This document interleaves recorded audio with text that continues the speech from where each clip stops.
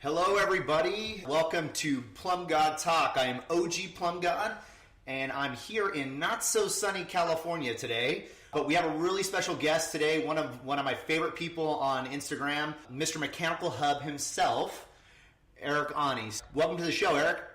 Hey, thanks for having me, John. Yeah, no problem, man. It's honestly a true pleasure to have you. You know, I've gotten the pleasure to meet you quite a few times, and we've always got along really great. And I don't think we've ever really talked about really how Mechanical Hub started and what your agenda is. But I want to get into that in a minute, but I just want you to talk a little bit about yourself and a little bit of your background. Hey, yeah, man. It has been awesome meeting you in person and getting to talk with you over the phone so many times. So, my name's Eric Aune, like you said. I live in Minnesota, kind of in the middle of the state. I get a lot of flack for living here on the frozen tundra this time of year, but that's where my business really thrives. So I do a lot of plumbing and heating work, mostly boiler service and repair, change-outs, things like that for hydronic heating systems. I've been in business as Aune Plumbing since 2004, and right around 2009, 2010 was when I met my current business partner with Mechanical Hub, John Masonbrink. And John and I hit it off right away. He used to work for one of the trade magazines, and they were doing some stories with me on the cover, which was pretty cool. Got to talking and getting to know each other over time, and really Mechanical Hub was born out of frustration from both of us. What we wanted to do, or what we thought early on what we wanted to do, was to build a website and utilize social media to connect to contractors and get them information in real time and useful stuff that they could use right away out on their job sites. Well, I think you guys do a great job of that, and it comes from real people, you know? It's not the white collars talking down to us, it's blue collars talking to us. Yeah, that's where I hope that we can keep our credibility, because not only does John know how to write well, and he's been working in the industry for 20 plus years, but I've been working as a tradesman for that long as well. And so when the two of us can work together and bring information to the masses, we hope that they see the value in that, because, you know, I hope we know what we're talking about a little bit more than maybe some of the other people in the industry, because I'm out there actually hands-on, utilizing products, you know, testing out tools, and I come from a different knowledge base. Oh yeah, dude, totally.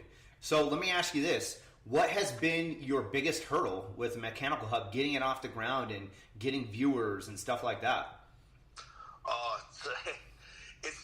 It's not much different than running a plumbing business, to be honest with you.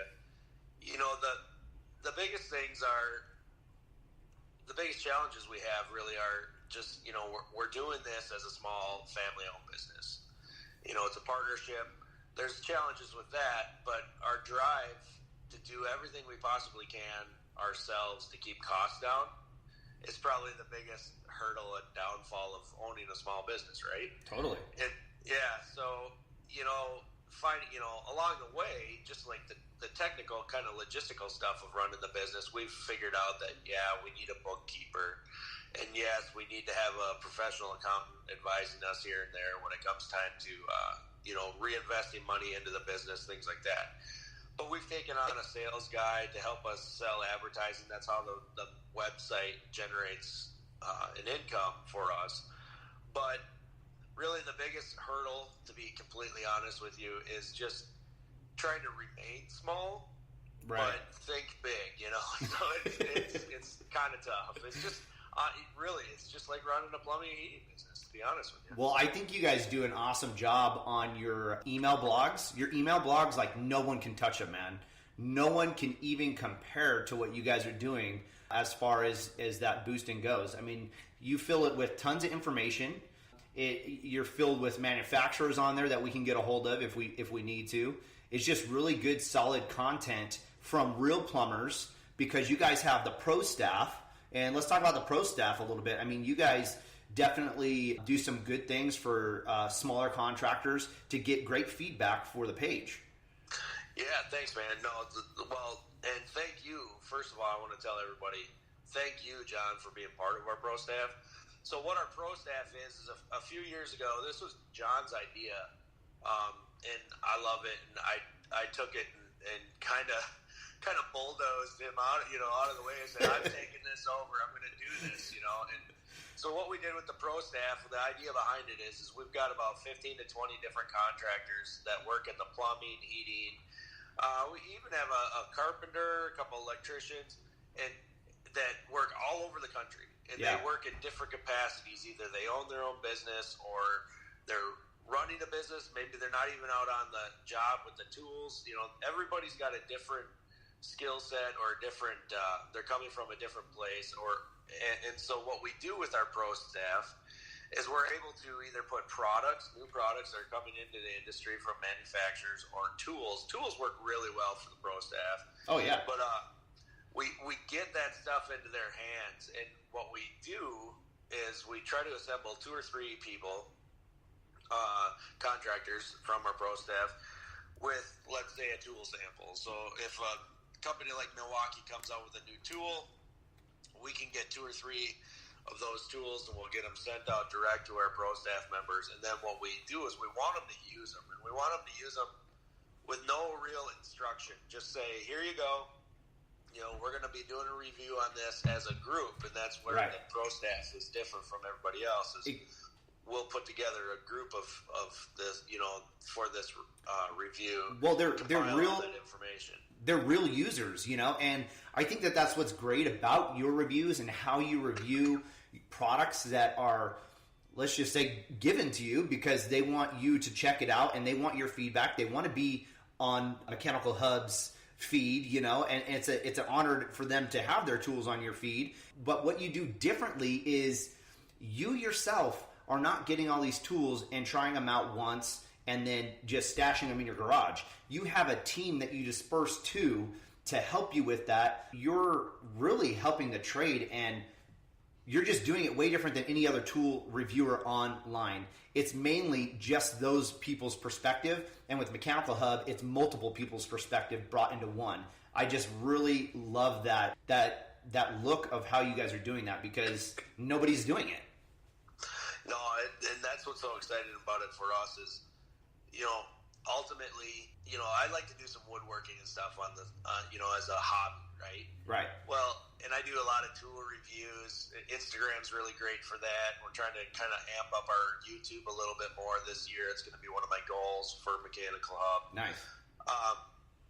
But I'm not a woodworker, so why in the world would anybody out there, anybody on social media, anybody online, why would they listen to me talk about woodworking tools? You're not going to get a planer and show us how to plane? No, you know what? I need to watch everybody else's reviews and instruction on how to use the planer, right? Right. So ultimately, that would be totally worthless, and it would look stupid. It would be an insult to somebody who does know how to use a planer, totally, or a miter saw, or you know what I mean? Yeah. And so we stick with what we are good at, what we know, and that's what the pro staff is. The pro staff is not going to, review a DIY tool necessarily or something that's out of our expertise, and that's why we wanted to include some guys that do carpentry work because. Mm-hmm. These companies, they don't just make plumbing tools. Maybe maybe they do actually make some woodworking tools, but you're not going to hear from me about it. You're going to hear from those people on our pro staff because they're the experts, not me. And then one key thing, and you kind of touched on it, but I just want to say it clearly. The pro staff is about the group. It's not about me. So, or John, or, just Mechanical Hub only, because if I'm the only one doing a review on a tool, then you only get my idea. And I use a tool differently than you use a tool, or I might have different reasons to own a specific tool than you have. And so getting different people's ideas is where it truly helps somebody that's looking to spend. Right. Maybe it's a couple $100, maybe it's a couple thousand. I mean, we own some tools, you and I both, that I never thought in a million years, 10 years ago or 15 years ago, I would spend like $3,000 on a battery operated tool to help me put pipe together, for goodness sakes, Right. It sounds crazy because totally. I can go down and buy like an impact driver for like $100, Right. It's so weird. And that's one thing I like about the social media platform, and I'm sure a lot of people do, and that's why we feel it so addictive, is that you use the same tools I use, and it could be in a completely different manner. You could be opening up my brain to something, and I could be doing it for you. And I love the platform, and I think that, we've connected on Instagram for the past, 4 years maybe now? 5 years? Yeah, it's been a while. It's been a long time, and it's cool to see how Instagram's growing for the trades. It's really bringing awareness, and everyone's showing their love for blue collar work and the working class, and I love seeing what's going on. And that's what I try and do, is how can we make the working class and blue collar workers look more impressive to our younger generation. I mean, I think that's vitally important to all of our survival. Oh, I totally agree. You're dead on about Instagram and it being a positive place. I just got back from the AHR Expo. That's a great, big, huge heating, air conditioning, like hydronics, boilers kind of show. And is that why your voice has gone out right now? What's that? Is that why your voice has gone out right now? Yeah, no. So these big trade shows and the travel and the time zone change, all that stuff, and it wore me down. And then, of course, I probably just shook enough hands and talked with enough people that I contracted something. And so I'm really dealing with this mega crazy head cold. But so sorry about that. But I was talking with people at AHR, a lot of the manufacturers, and that's what's really exciting for me, being part of Mechanical Hub, is getting the inside scoop on what's coming up, talking to these people, learning about stuff maybe even before it's announced. A lot of times I can't even talk about it, Right. But every person I met with this year, and it was different this year than the many years I've been going to this show.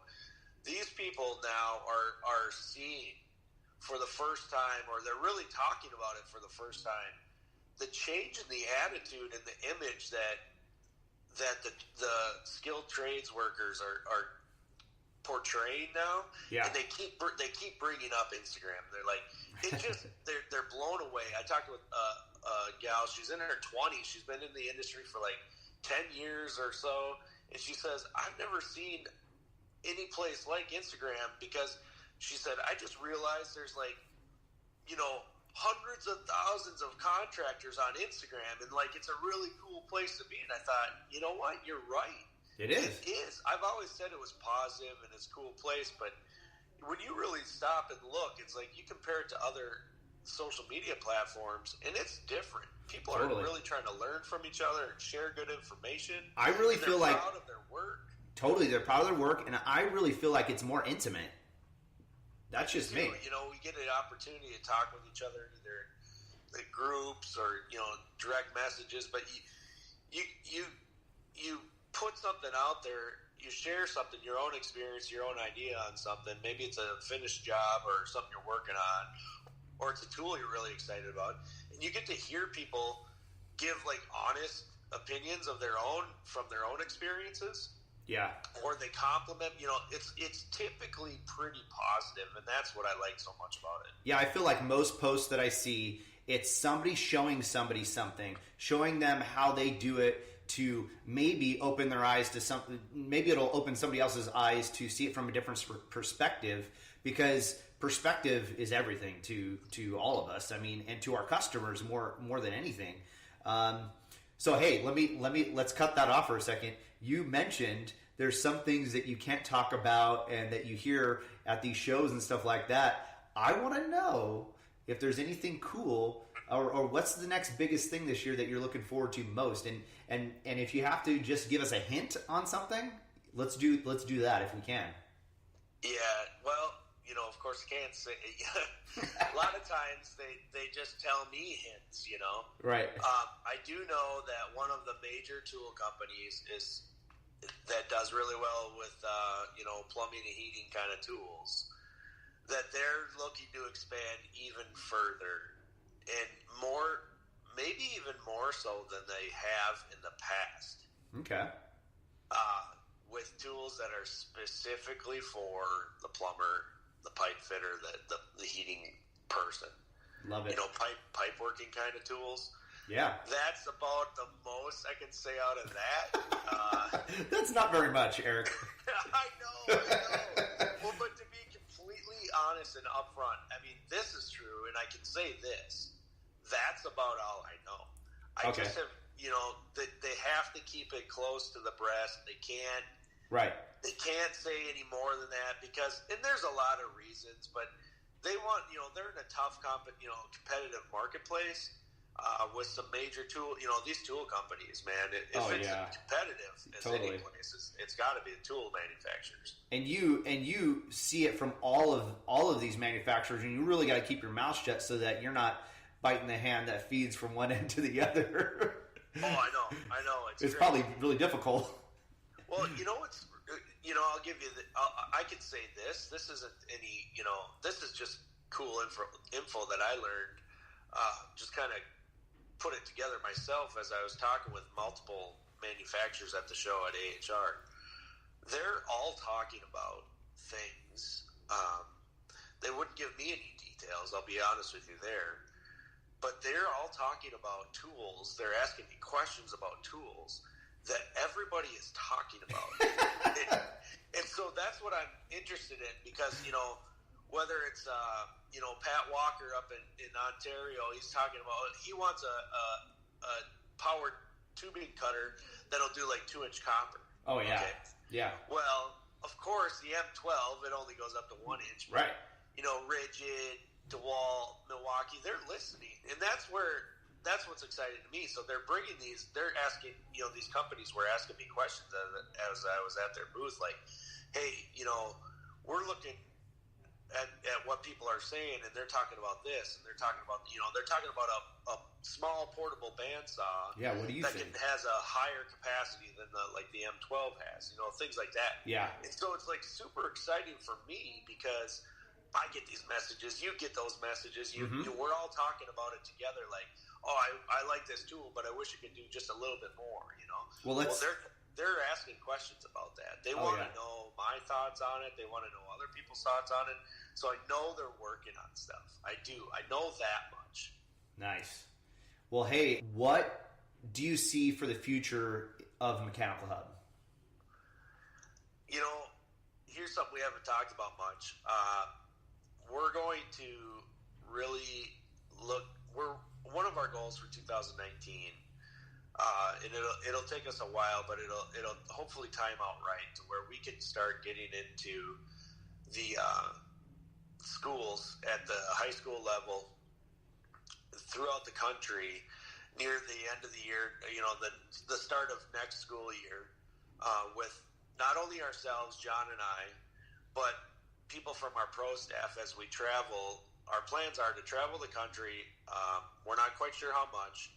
We want to get into the schools for these career days. Yeah. And we want to represent the trades and tell people alongside maybe a trade organization that's in the town that we can visit and help talk to these kids and show them all the cool things that are going on social media and how people are very prideful in what they're doing and the kind of living that they're making because they chose a path to work in the trades. That's one of the things we want to do the most this year. I think that is a very awesome thing. I mean, I talk about it all the time when, we go to these conferences, and people talk about how we need people in trades, and they're like, well, what do we do? What do we do? What do we do? The answer lies in your community with yourself. You need to do the work. All of us need to do the work, and we all need to go to schools, and we all need to do career day, and we all need to talk to these kids and show them how awesome it is. When I go to people's houses, I've said this a couple of times in some of my podcasts, that I'll ask the kids if they want to help me. I really will. And I know you've done that too yourself. I think a good tradesman is always open to enjoyment with the children and showing them how cool it is for the things that we're doing and building, because we build some really cool stuff. There is no doubt. And no matter if you are good with your hands or good with your brain or good with computers, in the blue collar trade, there is a market for you. With all this smart technology coming out, it's insane. We need people that work on tech. All of our water heaters, our boilers, all these combis systems, they're all computers. We need these kids that are involved and they want to learn robotics and all this stuff. We need them in our blue collar industry just as much as they need them in the electronics side, you know? I totally agree, and I totally agree it's got to be in the community. We need to be proactive individually, and that's where I think, you know, we can show them on a grand scale if we can get in front of them and have them listen to us and put them in touch with people in their community. That's where the pro staff will come into play. You know, that's where these trade organizations could come into play. We need to change the perception. One thing I've done for a number of years, and it just feels like I'm just, you know, beating my chest and preaching to the choir, but I'm telling all my friends and, you know, these different forums and these different platforms, and when I'm at a trade show, like how important it is, and I feel the same way you do, that we need to talk with these youth and we need to change the perception on whether you need to go to college or you need to go to trade school. The problem with that is the problem with the way I've been doing it all along is I'm talking to other tradesmen. Right. They know that. You know? Yeah. So we need to take it outside of that conversation. We need to go in front of the people and just start doing the work. I think if we get into the colleges, and I think if we do this pro staff, you know, community tour, we need to be getting to the colleges too and asking them what we can do to help them get these trade schools here or certifications in those schools. For one, to help the local plumbers or electrician or electrical companies, framing companies, because we honestly have a hard time paying for the training. And I think that's a huge issue that most companies have, is spending the money on training and then that employee leaving and taking that skill somewhere else that we've taught them. An even bigger problem is getting that employee in the first place. So Totally. We got to work on that. Totally. Again, you know? Well, hey, Eric, it's been great talking to you, man. Is there anything that you want to talk about in closing? You know, I just want to say thanks. Thanks for what you're doing. The Plumbgod Talk, you know, podcast, anything we can do as a group, as a network, as an industry to get the, you know, conversation, keep the conversation going, hear from different people, hear from different people's experiences. That's awesome. So thank you for having me on, man. All right. Hey, no problem, man. I'm going to sing us out with a little song here. It's a great day in Plumerica, in Plumerica, in Plumerica. See you later, Eric.